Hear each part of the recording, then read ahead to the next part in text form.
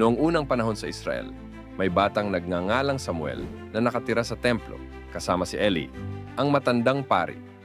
Bata pa lamang si Samuel, ngunit siya ay masunurin at tapat sa paglilingkod sa Diyos. Isang gabi, habang natutulog si Samuel, may narinig siyang tinig na tumatawag sa kanya. Akala niya ay si Eli ang tumatawag, kaya tumakbo siya sa matanda. Ngunit sinabi ni Eli na hindi siya ang tumawag.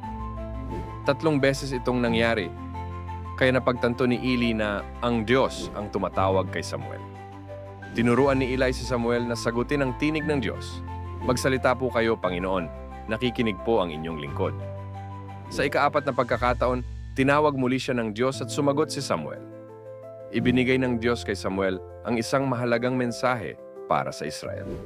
Simula noon, naging propeta si Samuel at naging tagapagsalita ng Diyos sa buong bayan. Tinuruan niya ang mga tao na sundin ang kalooban ng Diyos at maging tapat sa kanilang pananampalataya. Ang kwento ni Samuel ay nagtuturo sa atin ng kahalagahan ng pakikinig at pagsunod sa Diyos, anuman ang ating edad. Ipinapakita nito na ang pusong handang makinig ay mahalaga sa paglilingkod at tunay na pananampalataya.